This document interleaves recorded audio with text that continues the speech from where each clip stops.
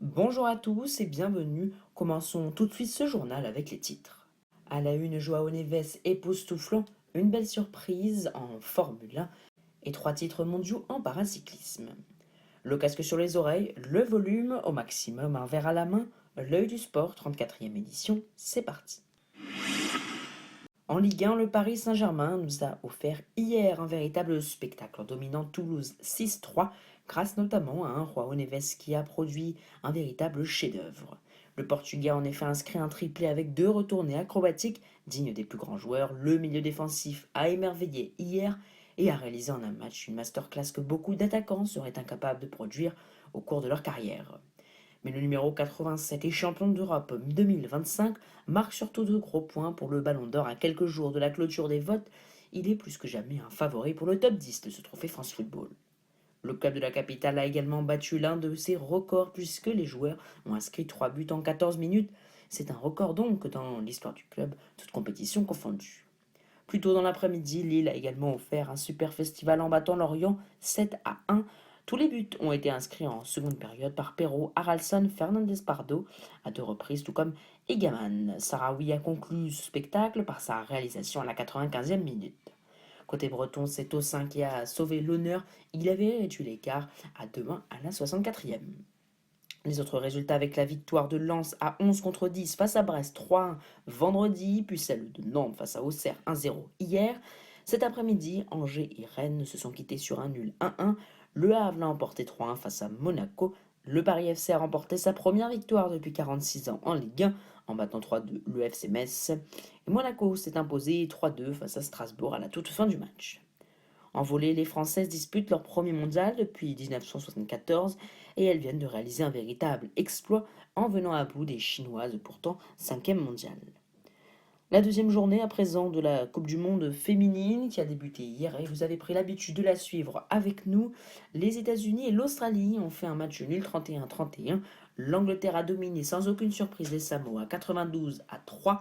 L'Écosse a remporté son match 29-15 face aux Fidji. Le Canada l'a remporté 42-0 face au Pays de Galles. L'Irlande s'est aujourd'hui imposée 43-27 face à l'Espagne. La Nouvelle-Zélande 62-19 face au Japon. L'Afrique du Sud est passée de peu face à l'Italie 29-24. À l'heure où nous bouquons cette édition, la France est en train d'humilier le Brésil avec plus de 70 points d'avance.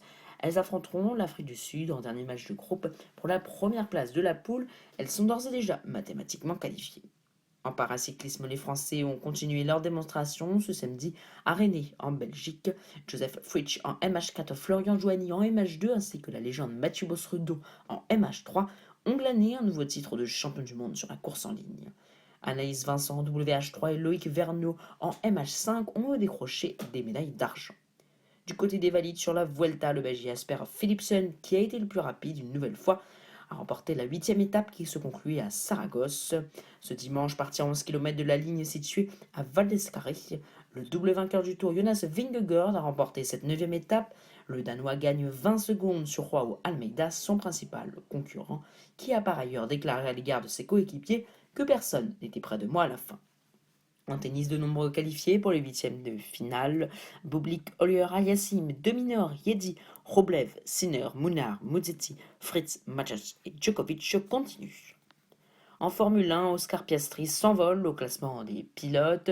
Plus que jamais favori pour la victoire finale, il s'est une nouvelle fois imposé lors du Grand Prix des Pays-Bas, signant sa 7e victoire de la saison. Max Verstappen, quadruple vainqueur sortant de Formule 1, termine 2e de ce Grand Prix. Côté français, Isaac Hadjar est monté pour la première fois de sa carrière sur le podium avec une belle 3e place. Le programme à présent, après la journée de repos sur le Tour d'Espagne en cyclisme ce lundi, les coureurs effectueront une boucle de 157,4 km autour de Bilbao. Avec un profil accidenté, cette étape devrait profiter aux échappés, mais surtout aux bons punchers. Le lendemain, pour la 12e étape, le peloton s'élancera de Laredo pour rejoindre Los Corrales de Buena, à peu près 144,9 km. Il n'y aura donc pas de répit sur les routes de Cantabrie. Très vallonnée cette journée, elle ne va pas forcément privilégier les favoris. En effet, ils auront dès le lendemain une très belle occasion qu'ils ne pourront rater. Il faudra qu'ils soient en pleine forme. En football, ce soir aura lieu le choc des Olympiques en Ligue 1. Le 127e Olympico va en effet opposer Marseille en pleine tourmente dans l'affaire Rabiot, qui est d'ailleurs potentiellement partant pour Milan, à Lyon, qui vient de perdre son buteur phare Mikotadze et qui, bien que victorieux de ses 2 premiers matchs, entame cette nouvelle saison sans grande ambition. Quelques statistiques qui donnent bien envie de suivre cette rencontre. En effet, il n'y a pas eu de nul lors des 17 derniers matchs du championnat de Lyon.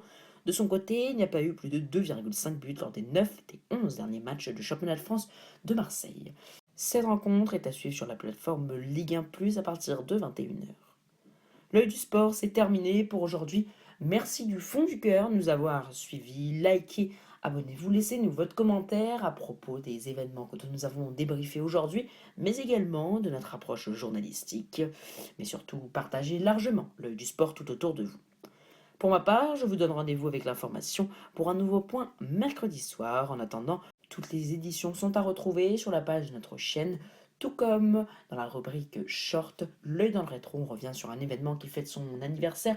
Le dernier en date, le premier match télévisé, c'était en 1939, premier match de baseball.